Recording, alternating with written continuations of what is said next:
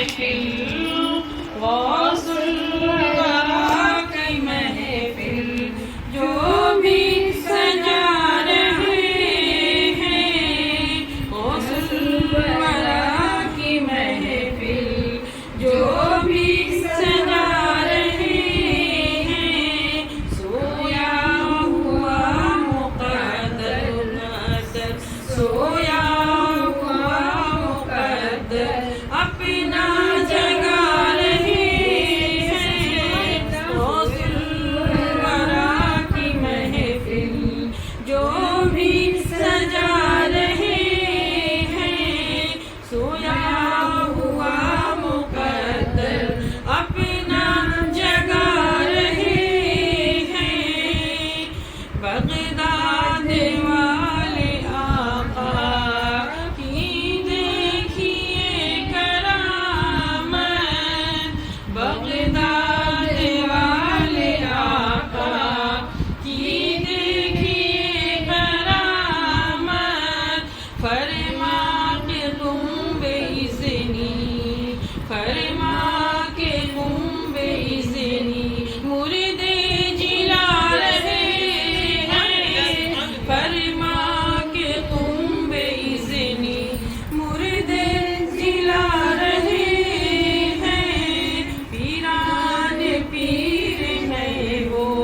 روشن ضمیر ہے پیران پیر ہے وہ روشن ضمیر ہے بیٹی کو ایک نظر میں بیٹی کو ایک نظر میں بیٹا بنا رہے ہیں بیٹی کو ایک نظر میں بیٹا بنا رہے ہیں اور تم دیکھتے ہو جن کو ریتوں سے کھیلتے ہیں تم دیکھتے ہو جن کو ریتوں سے کھیلتے ہیں دراصل وہ زمین پر جنت بنا رہے جو حضرت دانا بہلول لودھی رحمۃ اللہ علیہ کا واقعہ ہے کہ اللہ کے ولیوں کو سے بہت لوگ باخبر نہیں ہوتے بے خبر ہوتے ہیں تو ان کو پتہ نہیں چلتا ہے کہ وہ اپنے جیسا سمجھتے ہیں اگر ولیوں کی بات کریں محبوبوں کی بات کریں غوث اعظم غوث پاک رضی اللہ تعالیٰ عنہ کا تو مقام سب پیروں کے پیر ہیں لیکن ولی کو لوگ اپنے جیسا سمجھتے ہیں یہ بہت بڑی نادانی ہے خواجہ بہلول دانا رحمۃ اللہ علیہ اور بلکہ ہارون رشید خلیفہ وقت تھے اور ہارون رشید بہت عبادت گزار پارسا پانچوں وقت کے نمازی تہجد گزار بڑے نیکوکار انسان تھے اور ان کی بیوی زبیدہ خاتون بڑی سیدھی سادی خاتون تھی بہت زیادہ کچھ سے بہت زیادہ پڑھی لکھی نہیں تھی مگر عقیدے سے بھرپور تھی عقیدہ بڑا مکمل اور پختہ تھا تو ایک دن ہارون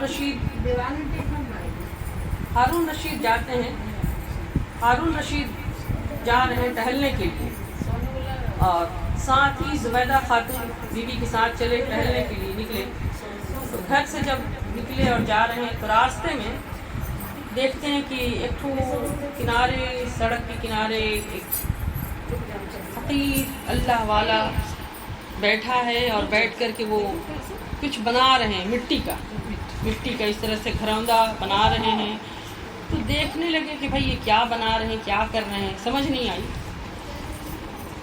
تو زبیدہ خاتون آگے بڑھی اور کہا کہ بابا کیا بنا رہے ہیں دیکھنے میں تو مٹی ہے مٹی کو بنا رہے ہیں گھروندہ کی طرح بناتے ہیں پھر دیکھا کسی کو توڑ دیتے ہیں سمجھ نہیں آئی کیونکہ اللہ والوں کا کام عام انسان کو سمجھ میں نہیں آتا ہے تو پوچھی آگے بڑھ کے زبیدہ خاتون کہ بابا کیا بنا رہے ہیں ہارون رشید پڑھا لکھا آدمی تھا تو اس لیے اس چیزوں سے سروکار نہیں تھا تو کہا کوئی فقیر ہے کچھ بھی کرتے ہیں کیا لینا دینا اس سے تو جب انہوں نے پوچھا زبیدہ خاتون نے پوچھا بابا کیا بنا رہے ہیں تو تو بابا نے جواب دیا بیٹی جنت میں گھر بنا رہا ہے، جنت میں گھر بنا رہا ہے۔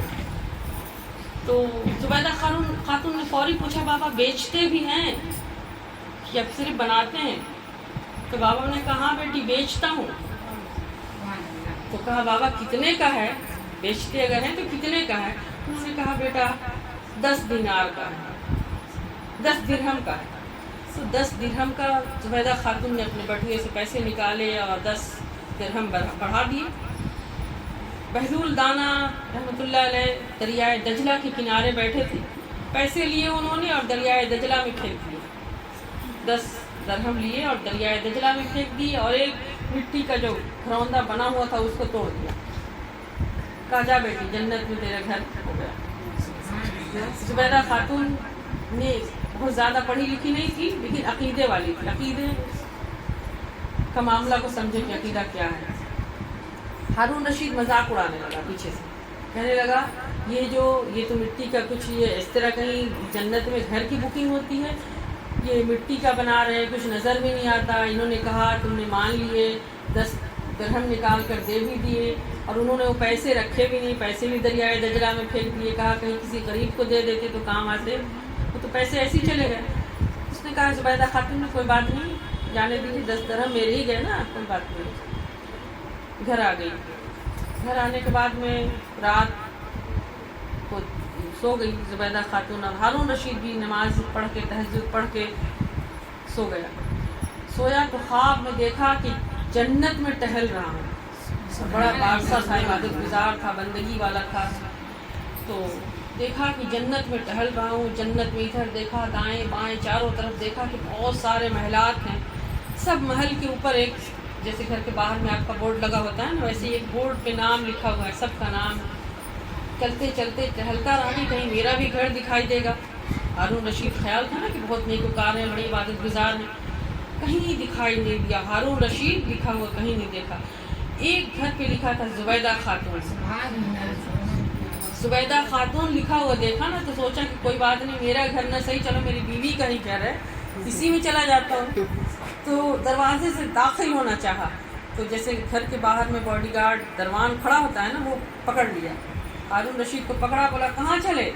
کہا میری بیوی کا گھر ہے۔ اس نے کہا بیوی دنیا میں ہوگی، یہاں نہیں، یہاں جس کا گھر ہے وہی جائے گا، جس کا گھر ہے وہی جائے گا، دوسرا کوئی انٹری نہیں کر سکتا۔ جو فرشتے نے جو ہاتھ پکڑا نا، ہارون رشید کو پکڑ کے کھینچا، آنکھ کھل گئی، آنکھ کھلی تو اس کے دل کی بھی دنیا بدل گئی، دل کی بھی آنکھیں کھل گئی، آنکھ کھلی، فوری جا کے بیوی کو زبیدہ خاتون کو جگایا، کہنے لگا چلو اس بابا کے پاس جس کے پاس کل گئے۔ پوچھنا کیوں؟ کل تو مذاق اڑا رہے تھے، آج بڑی جلدی ہے، اب آج چلے ٹہلنے، کہا چلو چپ سے جلدی کام ہے۔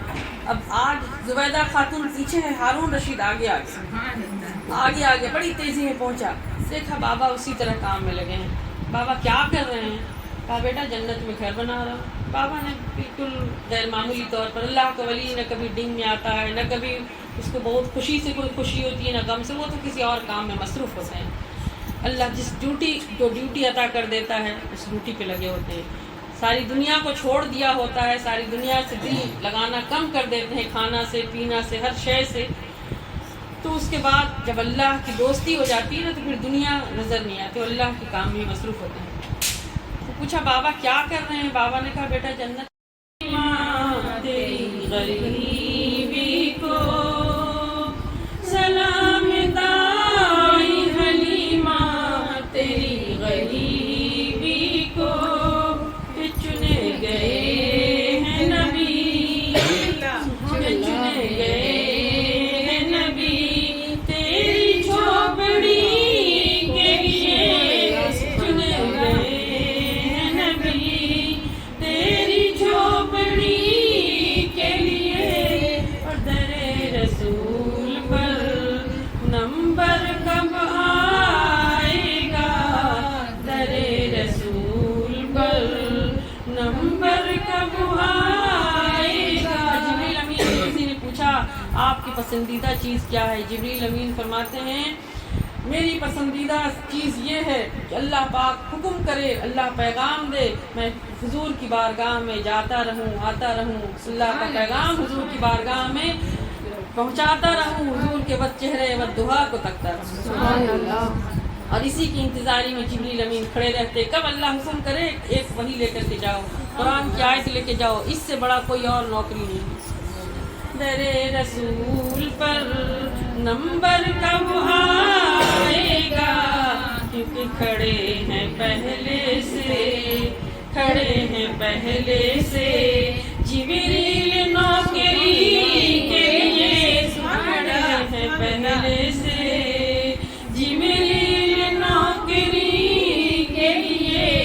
اور یہ سورج چاند ستاروں سے ہم کو کیا لینا، یہ سورج چاند ستاروں سے ہم کو کیا لینا، عرب کا چاند ہی، عرب کا چاند ہی کافی ہے روشنی کے لیے، عرب کا چاند ہی کافی ہے روشنی کے لیے۔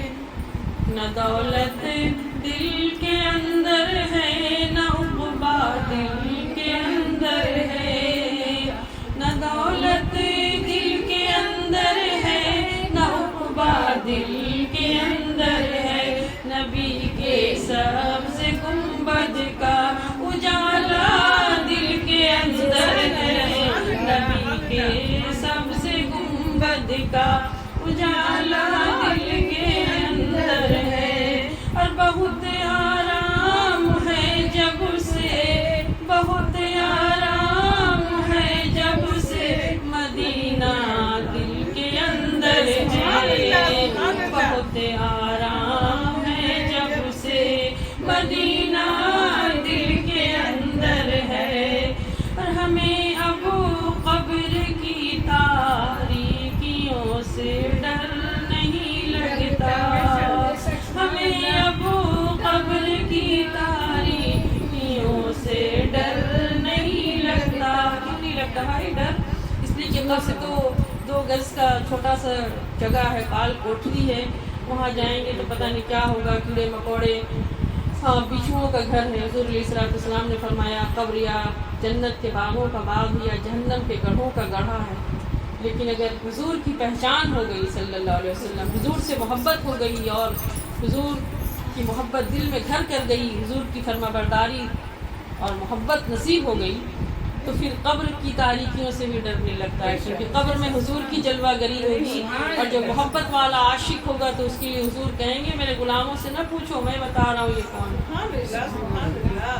ہمیں اب قبر کی تاریکیوں سے ڈر نہیں لگتا، کیونکہ نبی کے سبز گنبد کا اجالا دل کے اندر ہے، نبی کے سبز گنبد کا اجالا دل کے اندر ہے۔ گاروں کی گناہ گاروں کی محشر میں ایک ہنسی کے لیے حضور روتے تھے، حضور روتے تھے، راتوں کو امتی کے لیے حضور روتے تھے، راتوں کو امتی کے لیے۔ سلام دائی حلیمہ تیری غریبی کو، سلام دائی حلیمہ تیری غریبی کو۔ کیوں سلام ہو؟ اس لیے سلام ہو غریبی کو کہ یہ غریبی میرے حضور آقا علیہ السلام کے گھر سے آئی ہے۔ اور حضور علیہ السلام کی جب پیدائش ہوئی تو مکے میں کچھ لوگ مالدار تھے، اور عرب کا دستور تھا کہ اگر بچے پیدا ہوتے تھے تو ان کو مائیں دودھ نہیں پلاتی تھی، دائیاں دوسرے شہروں سے دائیاں آتی تھیں اور ان کو لے جاتی تھیں، اور جب تک سن ان کا دودھ پینے کا ہوتا تھا تب تک وہ دائی یہاں دودھ پلاتی تھی. ان کے پاس جانور بکریاں ہوتی تھیں, دودھ نہیں ہوتا تھا لیکن جانور ان کے پاس وہ گاؤں کے علاقے سے آتے تھے اور لے جاتی تھی. جب تک دودھ پیتے تھے اس کے بعد دودھ پینے کے بعد ان کے جو گھر والے تھے اس کو دائی کو کچھ پیسے دیتے تھے. تو اسی طریقے سے جب حضور علیہ الصلوۃ والسلام کی ولادت ہوئی شہر مکہ میں تو قبیلہ بنو سعد سے بہت ساری دائیاں آئیں تھیں اور اسی دائی میں سے کچھ دائی امیر گھروں سے تھی اور ایک دائی تھی وہ جس کا نام حضرت حلیمہ سعدیہ رضی اللہ عنہا, بہت غریب تھی. ان کے گھر میں کھانے پینے کے لیے کچھ نہ تھا. ان کی جو بکریاں تھیں وہ بھی بڑی کمزور لاغر سی تھی. ان کے پاس سواری کے لیے ایک اونٹنی تھی, وہ بھی بالکل لاغر تھی اور کمزور تھی. لیکن جب کچھ نہ رہا تو انہوں نے فیصلہ کیا کہ اب ہمارے پاس تو کچھ نہیں, جاتے ہیں شہر مکہ میں اور جا کر کے کچھ بچے کو لے آتے ہیں اپنے گھر میں, شاید ان کے گھر والوں سے کچھ پیسے مل جائیں. یہ خیال تھا اور اسی خیال سے حلیمہ سعدیہ اپنے شوہر سے اجازت لے کر چلتی ہیں اپنی کمزور سی لاغر اونٹنی پر سوار ہو کر کے. اور بہت ساری دائیاں اور تھیں جو اچھے گھر تھے, اچھے سوار تھے جن کے پاس, تو وہ بھی ساتھ چلی تھی. قافلہ تھا اور پورے قافلے کے ساتھ حلیمہ سعدیہ جب چلی تو سب کے پاس اچھے سوار تھے, تو ظاہر سی بات ہے اچھے سوار آگے نکل جائیں گے. اور حلیمہ سعدیہ رضی اللہ عنہا چونکہ ان کی اونٹنی بالکل لاغر اور کمزور سی تھی تو بڑا اس کی رفتار میں بڑی سستی تھی, دھیمی رفتار کے ساتھ تھی, تو وہ کافی پیچھے رہ گئی. باقی ساری دائیاں آگے نکل گئی. تو چلتے چلتے جب حلیمہ سعدیہ رضی اللہ عنہا کافی پیچھے رہ گئیں اور یہ ساری دائیاں شہر مکہ میں پہلے داخل ہو گئیں, تو خیال تھا کہ جب پہلے داخل ہوئی ہیں تو پہلے آنے والے بڑے گھروں سے امیروں کے بچے انہوں نے اٹھا لیے. جتنے لوگ کے گھر میں بچے ہوئے تھے امیروں کے بڑے بچے. درود پاک پڑھ لیں. اللہم صلی علی سیدنا و حبیبنا و شفیعنا مولانا محمد و بارک وسلم. صلاۃ و سلام علیک یا رسول اللہ صلی اللہ علیہ وسلم. ساری دائیاں آ گئیں اور آنے کے بعد میں سب اپنے جس کو جو گھر ملا چلی گئیں اور جا کے اٹھا لیں بچوں کو. حلیمہ سعدیہ رضی اللہ تعالی عنہا سب سے پیچھے رہ گئیں اور سب سے آخر میں پہنچی. جب آخر میں پہنچی تو یہ ساری دائیاں سب امیروں کے گھروں سے بچے لے کر نکل چکی تھی. حلیمہ سعدیہ اپنی مایوسی کے ساتھ آتی ہیں اور کہتی ہیں کہ مولا تیرے دعا کرتی ہیں, خانہ کعبہ کا غلاف پکڑ دی, کہتی مولا تو جانتا ہے میرا حال, میں کس غربت میں ہوں, کچھ لاچاری میں ہوں, ہمارے بچوں کے لیے گھر میں کھانا نہیں ہے, بچے ہمارے بھوک سے پریشان ہیں اور میں اس حال میں آئی ہوں مولا کہ ساری دائیاں تو لے کر نکل گئی. مولا اب تیری مرضی ہے مالک کہ تو مجھے کسی بچے کو گود لینا عطا کر دے. خانہ کعبہ کے صحن میں دعا کر کے نکلتی ہیں حلیمہ سعدیہ رضی اللہ عنہا. یہ ان کا مقدر تھا, ان کی غریبی, ان کی لاغر اونٹنی اور کے ساتھ جب وہ پہنچی تو خوش قسمتی سے انہیں آقا علیہ الصلوۃ والسلام کو گود لینا ان کا مقدر تھا. حضور کو گود لیا انہوں نے اور جن اوروں نے حضور کو چھوڑ دیا تھا, غریب گھرانے میں پیدائش ہوئی ہے, چھوڑ دیا تھا, لیکن حلیمہ سعدیہ کی یہ غریبی نے انہیں پیچھا کر دیا اور پیچھے ہونے کی وجہ سے انہیں حضور کو گود لینا مقدس تھا. اور جب وہ حضور کو گود میں لے کر اپنی لاغر اونٹنی پہ سوار ہوئی اور چلی تو کہتی ہیں کہ میں نے چاہا کہ جب مکہ شہر میں داخل ہو گئی ہوں تو حضور علیہ الصلوۃ والسلام کو جس کو گود لی ہوں ان کو حجر اسود کا بوسہ دلا دوں. اور حضرت سیدہ آمنہ رضی اللہ عنہا نے کہا کہ حلیمہ تو میرے بچے کو لینے آئی ہے, میرے پاس تو کچھ رقم نہیں کہ میں تجھے دوں, لیکن تو میرے بچے کو لے جا رہی ہے, تو میرے بچے کو لے جا رہی, میرے بچے کا دھیان رکھنا.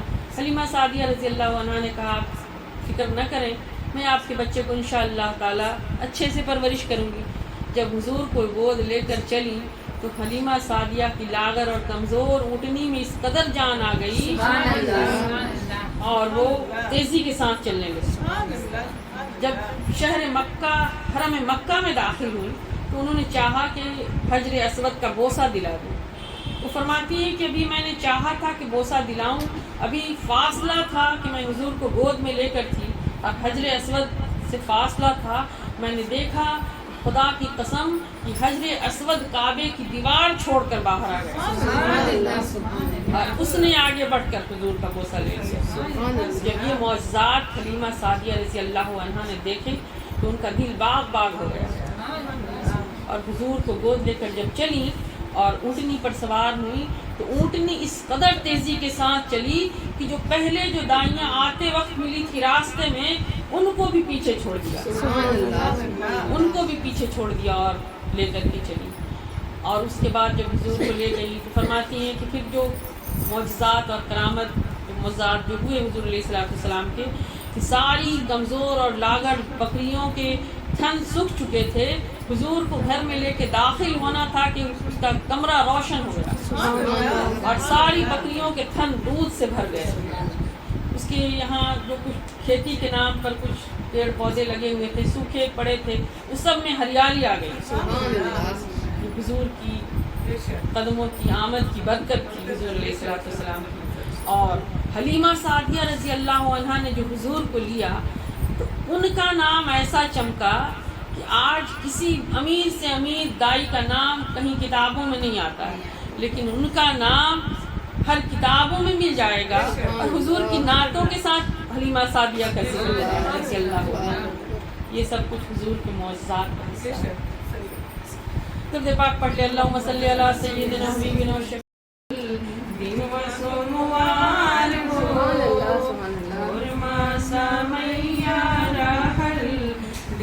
سموار ہو تم آنکھیں میں پیدا بھیل عربی سرکار ہو مکے میں پیدا بھیل عربی سرکار ہو کہ سورج پلٹا ہی دہلن کہ سورج پلٹا ہی دہلن اور چندہ دوئی پار ہو سورج پلٹا ہی دہلن چندہ دوئی پار ہو اور جگوا میں ایلن آقا برق مختار ہو جگوا میں ایلن آقا برق مختار ہو گم گم بدنوا گم کے گم گم بدنوا گم کے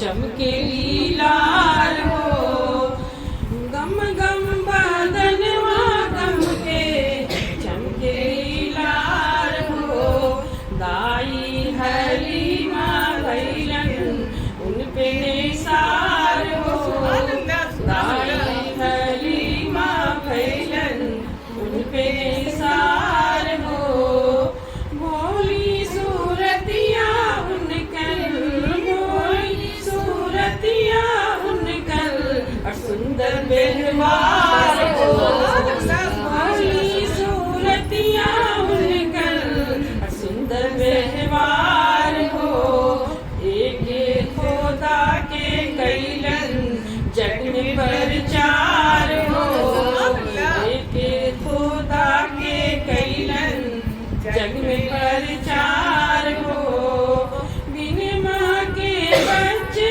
بن کے بن ماں کے بچے بن کے کیلن دولار ہو بے دھنیا باجھنیا پہ کیلن اپکار ہو بے دھنیا باجھنیا پہ کیلن اپکار ہو دھرتی چرن چومے دھرتی چرن چومے حضور کے قدموں کو زمین چومتا ہے آسمان بھی بے قرار ہے حضور کے قدموں کا بوسہ لینے کے لیے. جب آقا علیہ السلام شب معراج کی رات عرش پہ گئے تو عرش نے حضور کے قدموں کے تلوؤں کے بوسے دیے. دھرتی چرن چومے دھرتی چرن چومے چومے سنسار ہو ایلن فرشتے در پر 70,000 ہو ایلن فرشتے در پر 70,000 ہو. یوں فرشتوں کی بات ہو رہی ہے جو حضور علیہ السلام کی بارگاہ میں جالی مبارک کے قریب 70,000 فرشتے صبح اترتے ہیں اور طواف کرتے ہوئے درود پاک کا نذرانہ پیش کرتے ہیں صبح سے شام تک. پھر اگلا دستہ 70,000 فرشتوں کا شام کے وقت اترتا ہے آسمان سے. جب یہ دستہ اترتا ہے پھر یہ دستہ جو صبح سے طواف کرتے ہوئے درود پاک پڑھ رہا تھا یہ دستہ پھر اس طرح سے قطاریں بنا کر واپس جاتا ہے. ہر روز کا یہی عالم ہے. 1,70,000 فرشتے 24 گھنٹے میں آقا علیہ السلام کے روضہ اطہر پہ اترتے ہیں اور جالی مبارک کے قریب حضور کے ریاض الجنہ میں طواف کرتے ہوئے 1,40,000 فرشتے 70,000 کا دستہ صبح اور 70,000 کا دستہ شام میں اترتا ہے. اور بلکہ آقا علیہ السلام نے فرمایا کہ جو ایک فرشتے کو ایک دستہ جو ایک بار اترتا ہے اسے قیامت تک کے لیے پھر دوبارہ موقع نہیں ملے گا آنے کے لیے. تو سوچے کہ فرشتوں کی تعداد کتنی ہے. ہر کوئی انتظاری ہے قطاریں باندھ کر کہ کب میری باری آتی ہے کب میری باری آتی ہے کہ حضور کی بارگاہ میں جا کے. یوں تو درود پاک پڑھتے رہتے ہیں ہر وقت کیونکہ اللہ نے فرمایا کہ اللہ اور اس کے سارے فرشتے حضور کی درود بھیجتے ہیں. لیکن جب یہ حضور کے میں ریاض الجنہ میں آقا علیہ السلام جہاں آرام فرمان ہے وہاں صرف زندگی میں ایک ہی بار موقع ملتا ہے فرشتوں کو آنے کے لیے. تو ہر فرشتے اس انتظار میں رہتے ہیں کہ کب وہ بھی موقع آئے کہ ہم حضور کے قریب جا کر کے حضور پہ درود و سلام پڑھیں. تو وہ موقع چونکہ محبت کی سب علامت ہے. عشق ہے تو عشق کا اظہار ہونا چاہیے. تو عشق ہے فرشتوں کو بھی کیونکہ اللہ پاک نے پہلے ہی اعلان کر دیا کہ جو کوئی میرے محبوب سے محبت نہیں کرے گا اللہ پیغمبروں کو کہا تھا اللہ نے کہ اللہ اس کے سر سے نبیوں کے سر سے تاج ہٹا لے گا. تو فرشتے سہم گئے ہیں اور فرشتے جانتے ہیں کہ ایک انکاری ہوا تو اس نتیجے میں ابلیس ہو گیا. اس لیے فرشتے بھی حضور کے درود پڑھنے میں فخر محسوس کرتے ہیں. حضور کی بارگاہ میں درود و سلام کا نذرانہ پیش کرنا فرشتے فخر محسوس کرتے ہیں اور انتظار کرتے رہتے ہیں کہ کب وہ موقع آئے کب وہ وقت اللہ حکم فرمائے کہ جاؤ آج میرے محبوب کی بارگاہ میں. کچھ فرشتے انتظار ہی رہتے ہیں کہ کب اللہ حکم فرما دے کہ کہیں محفل میلاد سجی ہے وہاں جائیں اور وہاں جا کے رحمتوں کی برسات کرتے ہیں. یہ سب ان کی ڈیوٹی ہے الگ الگ اور سب حضور کی ڈیوٹی پر معمول ہے صلی اللہ علیہ وسلم. کیونکہ حضور کے صدقے میں اللہ نے ہر کچھ بنایا ہے صلی اللہ علیہ وسلم.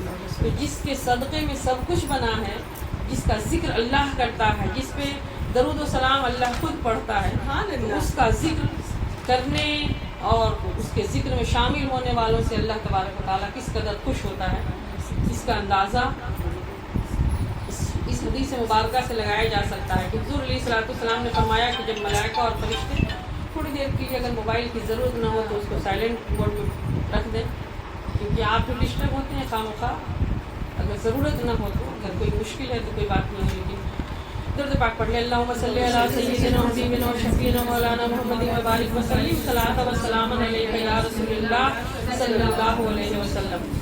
کیونکہ ہم اس وقت اس مجلس میں بیٹھے ہیں کہ جن کا ذکر خود خدائے تعالیٰ کا ذکر ہے اور ان کے ذکر کے وقت ذرا بھی خلل نہیں ہونا چاہیے. ادب کا مقام ہے اور انشاءاللہ تعالیٰ جتنا ادب کریں گے اتنا نعمتیں لے کر آپ اس محفل سے اٹھیں گے اور ادب خود محبت عطا کر دیتا ہے. جتنا ادب کریں انشاءاللہ تعالیٰ محبت کی خیرات اتنی نصیب ہوتی اور اسی کے صدقے میں باقی سب کچھ نصیب ہوتا ہے. باقی عبادت کی توفیق بندگی کی توفیق صبر کی توفیق شکر کی توفیق اللہ پاک انہی مجلسوں کے صدقے نصیب ہوتی ہے. آپ سنیں گے اطمینان سکون سے بیٹھ کر کے انشاءاللہ تعالیٰ حضور علیہ السلام نے اس مجلس کو جنت کا باغ کہا ہے اور جنت کے باغ میں آپ بیٹھے ہیں تو جنت کا باغ اگر آپ یہاں سے اٹھ جائیں آپ سب ہم سب یہاں سے اٹھ جائیں تو بالکل کمرہ خالی ہوگا. اس کو جنت کا باغ تو نہیں کہا جا رہا نا. تو جنت کا باغ کہا کس کو جا رہا ہے اسی مجلس کو کہا جا رہا ہے. مجلس میں کون ہے مجلس میں آپ ہی لوگ ہیں. آپ ہی اس وقت جنت کے باغ بنے ہوئے ہیں. اس لیے آپ سبوں کو حضور کے ذکر میں محفل میلاد میں آئے ہیں. اللہ کے محبوبوں کا ولیوں کا صالحین کا ذکر ہو رہا ہے. اسی مجلس کو اللہ پاک حضور علیہ السلام فرماتے ہیں کہ جنت کا باغ ہے. جب یہاں سے گزرو تو رک کر کے تھوڑے سے پھل کھا لینا. سبحان اللہ. تو تھوڑے سے پھل کھا لینا. اور ذکر کی صورت میں یہ سب کچھ نصیب ہوتا ہے. کبھی تقویٰ کا پھل، کبھی پرہیزگاری کا، کبھی صبر کا، کبھی شکر کا. بندہ ہے، انسان کبھی پریشانی سے بھی گھبرا جاتا ہے، کبھی مشکل آ جائے، کبھی بیماری سے. زندگی ہے نا، زندگی میں سب کچھ آتی رہتی ہے. اور اسی زندگی میں سب کچھ آنے کے بعد ایمان کو سلامتی کے ساتھ لے جانا، یہ بہت بڑی نعمت ہے. اللہ تبارک و تعالیٰ ہر ایک کو عطا کرے کہ بڑے سے بڑے مشکل آ جائے، اس میں صبر کا دامن نہیں چھوڑنا. تو یہ سب کچھ حضور کی عطا سے ہی پاسبل ہوتا ہے، اور ہوگا اور ہوتا ہے، ہوا ہے انشاءاللہ تعالیٰ. اور جب آپ مجلس سے اٹھیں گے تو اللہ تبارک و تعالیٰ آپ اپنے گھر چلے جائیں گے. فرشتے جو اس وقت یہاں موجود ہیں وہ بھی چلے جائیں گے. اللہ پاک فرشتوں سے پوچھے گا کہاں گئے تھے. حدیث قدسی ہے، اللہ فرشتوں سے پوچھتا ہے. آقا علیہ الصلوۃ والسلام نے امت کو سنایا کہ جب مجلس ختم ہوتی ہے صحابہ اکرام سے، حضور فرماتے ہیں کہ تم تو اپنے گھروں کو چلے جاؤ گے، یہ فرشتے اس مالۂ اعلیٰ پہ چلے جائیں گے. اللہ فرشتوں سے پوچھتا ہے تم کہاں سے آ رہے ہو، تم کہاں سے آ رہے ہو. فرشتے بتا دیں گے باری تعالیٰ آج فلاں شخص کے گھر میں محفل میلاد پذیر.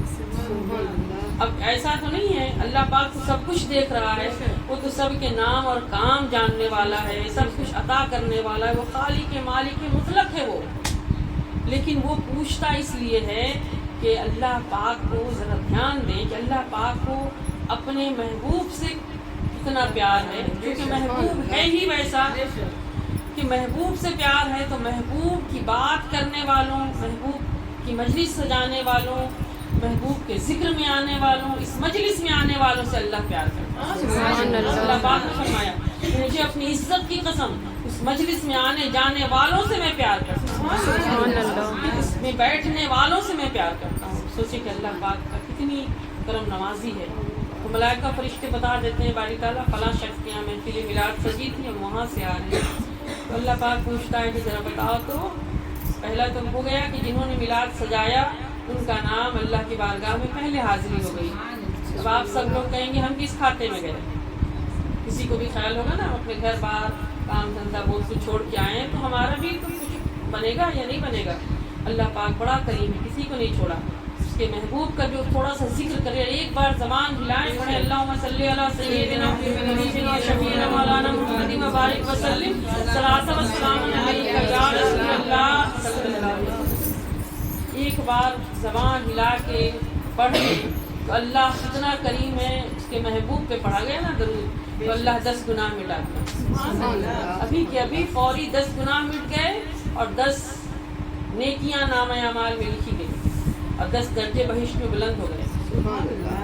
اور اس کے محبوب کی جو ذکر میں لگا ہے، جو ذکر کر رہا ہے، یہ ذکر سن رہا ہے یا اس کو سجا رہا ہے، اس کے جو کچھ بھی کر رہا ہے، آپ چل کے آئے ہوں گے کہ قدم پر فرشتے آپ کی ہزار نیکیاں لکھ رہے ہیں. سبحان اللہ. اتنی نعمت ہے اس محفل پاک میں آنے سے. اور فرشتے اس لیے انتظار کرتے رہتے ہیں. اور وہ نہ ہو، حضور علیہ الصلوۃ والسلام تو ہمیشہ چاہتے ہیں کہ میرا امت گنہگار ہے مگر امت کی بخشش ہو جائے. حضور کوئی نہ کوئی بہانہ ڈھونڈتے ہیں کہ امت کی بخشش ہو جائے. تو امت کی بخشش کے لیے اور حضور آنسو بہاتے رہے، زندگی بھر دعائیں کرتے رہے امت کی مغفرت کی خاطر. مولا میری امت گنہگار ہے، اس کو بخش دے مولا. تو اللہ بڑا کریم ہے. اللہ نے فرمایا محبوب میں قریب آپ کو اتنا دوں گا کہ آپ راضی ہو جائیں گے. تو اللہ پاک حضور کی رضا چاہتا ہے. حضور امت کو خوش دیکھنا چاہتے ہیں. حضور امت کو کی ناراضگی نہیں چاہتے، حضور امت سے کی خوشی چاہتے ہیں. اور امت کی خوشی اور فلاحی کے لیے حضور روتے ہیں، آنسو بہاتے رہے. تو امت کی فلاحی کس میں ہے؟ اب اس مجلس میں بیٹھ گئے، آ کے دیکھ لیں تو آپ کے ہمارے سارے گناہ آج بخش دیے جائیں گے. اتنی بڑی نعمت ہے جس کے لیے حضور روتے بھی ہیں. اور حضور کی عطا سے اگر ان کا ذکر اور ان کی مجلس سجا لیا جائے اور جو اس میں شرکت کر لے خوش نصیب، تو ان کے سارے گناہ بخش دیے جائیں گے. اور انشاءاللہ تعالیٰ آپ سب کی دعائیں ہیں، سب کی جائز مرادیں ضرور پوری ہو جائیں گی. اور باقی ڈھیر ساری خیرات نیکیوں کی لے کر کے اٹھیں گے انشاءاللہ تعالیٰ. سب دھیان سے بیٹھیں اور غور سے حضور کی طرف توجہ رہے، حضور کی ذات گرامی کی طرف توجہ رہے. آقا علیہ الصلوۃ والسلام کہیں سفر سے آ رہے ہیں واپس، تو ایک شخص کو دیکھا کہ ایک شخص بڑا خوبصورت لال کلر کا اونٹ لے کے کھڑا تھا. اونٹ لے کے کھڑا تھا تو حضور علیہ الصلوۃ والسلام، وہ اتنا خوبصورت اونٹ تھا کہ حضور نے اس اونٹ کو دیکھا تو اس شخص کے سے کہا کہ یہ اونٹ اتنے کا ہے کہ مجھے بیچے گا، میں اس کو خریدنا چاہتا ہوں. اس نے کہا ہاں یا رسول اللہ صلی اللہ علیہ وسلم، آپ اگر لینا چاہتے ہیں تو لے لیں. حضور علیہ الصلوۃ والسلام کہتے ہیں اچھا اس کی قیمت اس وقت میرے پاس نہیں ہے، میں اس اونٹ کو لے جاتا ہوں اور اس کی قیمت بھیجوا دیتا ہوں، ادا کر دیتا ہوں. اس شخص نے دے دیا حضور علیہ الصلوۃ والسلام کو اونٹ دے دیا. حضور اونٹ لے کے چلے گئے. اگلا اس کے بغل میں کوئی شخص کھڑا تھا، اس نے کہا ارے تو اس شخص کو جانتا ہے جو تجھ سے اونٹ لے گیا، اس کو جانتا ہے؟ کہا نہیں جانتا تو نہیں ہوں. کہا پھر تم نے اونٹ دے دیا، کیسے دے دیا اونٹ؟ اس نے کہا معلوم نہیں کیسے دے دیا. کہا رے پیسے دیے اس نے، قیمت دیے؟ کہا نہیں قیمت تو نہیں دیے. کہا بھجوا دیتا ہوں. کہا اس کا پتہ جانتا ہے؟ کہا نہیں پتہ بھی نہیں جانتا ہوں. کہا پھر تو کیسے دے دیا اونٹ؟ اگر وہ لے کے چل جائے اور ادا نہیں کرے؟ اس نے کہا مجھے کچھ نہیں معلوم، میں تو آنے والے شخص کے چہرے کو دیکھا، بس دیکھتا رہ گیا. ایک نے کہا ارے تو ان کا چہرہ دیکھ رہا تھا؟ ارے میں تو ان کی خوبصورت سی آنکھیں دیکھ رہا تھا. کسی نے کہا ارے تو ان کی آنکھیں دیکھ رہا تھا؟ میں نے تو ان کی زلفوں کو دیکھا، واللیل والی زلفیں، کندل والی، میں تو زلفوں میں گم ہو گیا. اب باتیں ہو رہی ہے کہ بھائی جانتا نہیں، لیکن کوئی حضور کی یہ تعریف کر رہا ہے. اندر سے ایک خاتون کی آواز آتی ہے، ایک عورت کہتی ہے کہ ارے تم سب چہرہ دیکھ رہے تھے، زلفیں دیکھ رہے تھے، آنکھیں دیکھ رہے تھے، میں نے تو کچھ نہیں دیکھا، بس میں نے تو ان کی وہ میٹھی میٹھی آواز سنی تھی. میں نے ان کی میٹھی میٹھی آواز سنی، میں اس میں گم ہو گئی.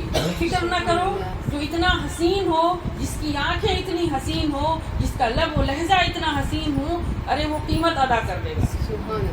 بس باتیں ہو رہی تھی کہ ایک شخص قیمت لے کر آ گیا. حضور علیہ الصلوۃ والسلام نے اس اونٹ کی جو قیمت تھی اس سے زیادہ دوگنا قیمت اس کو ادا کر دیا. تو حضور کی ذات گرامی کہ جیسا حضور کی شان ہے ویسی شان کسی کی نہیں. اگر کوئی محبت کر لے اور محبت دیکھتا ہے تو زلفوں کا اسیر ہو جاتا ہے، دیکھتا ہے تو حضور کا دیوانہ ہو جاتا ہے. اور جو ذکر سنتا ہے اگر دل سے سن لے تو حضور کا عاشق بن جاتا ہے. خود پاک پڑھ اللہم صلی علی سیدنا و حبیبنا و شفیعنا مولانا محمد و بارک وسلم صلاۃ و سلام علیک یا رسول اللہ صلی اللہ علیہ وسلم. لگاتے رہو اپنا بگڑا مقدر بناتے رہو، یا محمد کا نعرہ لگاتے رہو اپنا بگڑا مقدر بناتے رہو.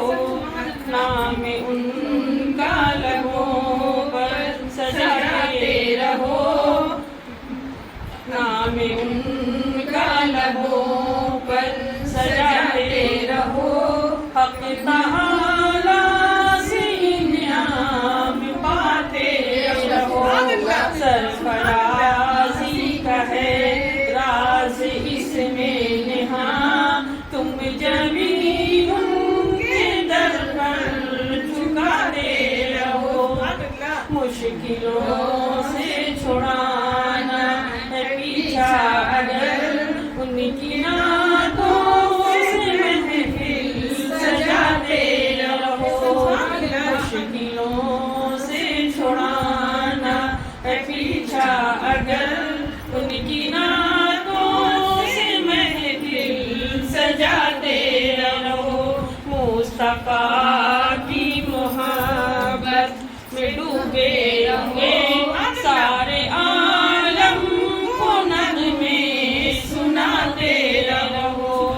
جن کی چاہت محبت خدا کو بھی ہے، ان کی الفت کی شمع جلاتے رہو. دستگیر دو عالم کرم کیجیے، دل کو اس ورد سے جگمگاتے رہو. راہ گزاروں سے پھوٹے گی خود روشنی، ان کے قدموں سے تم لو لگاتے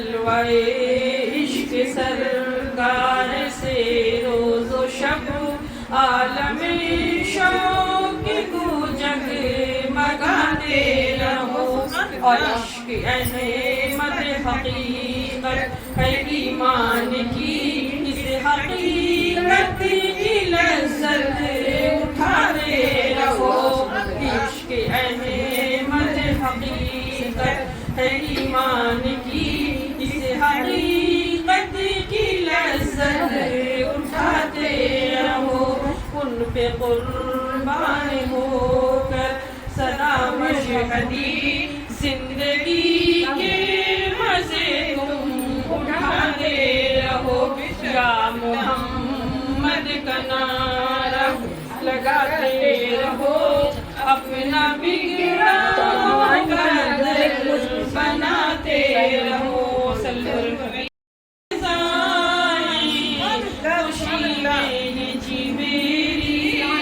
نغمے سنائے خوشی میں یہ جی میری نغمے سنائے شاعروں سے جزا آ گئے بڑے اوج پر ہے میرا اب مقدر میرے گھر حبیب خدا آ گئے بے شک حضور کی شان ہے حضور جہاں تشریف لے آئے پھر اس کے نصیب کا عالم کیا ہے درود پاک پر بات میں کریں اللہم صلی اللہ علیہ وسلم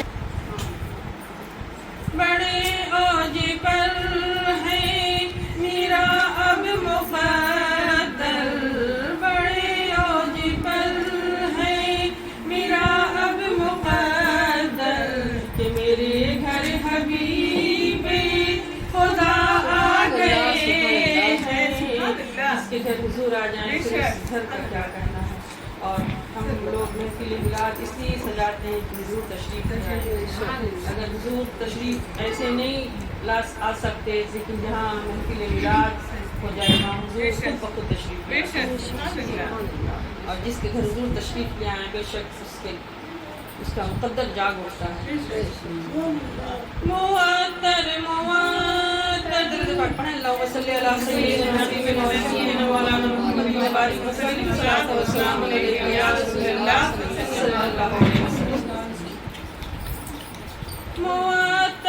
معطر ہے ساری فضائیں معطر ہے ساری فضائیں خوشی میں یہ جبریل نغمے سنائے کہ شاہ روز جزا آ گئے ہیں بڑے اوج پر ہے میرا اب مقدر کہ میرے گھر حبیب خدا آ گئے مقرب ہے بے شک خلیل و نجیبی مقرب ہے بے شک خلیل و نجیبی بڑی شان والے کلیم و مسیحی کہا جن کو حق نے سراج منیرہ کہا جن کو حق نے سراج منیرہ میرے گھر وہ نور خدا میرے گھر وہ نور خدا آ گئے سن کر سخیاں میں کا آستانہ سن کر سخیاں میں کا آستانہ ہے دامن پسارے ہوئے سب زمانہ نوازوں کا صدقہ نگاہ کرم ہو نوازوں کا صدقہ نگاہ کرم ہو تیرے در پہ تیرے گدا آ گئے تیرے در در پہ تیرے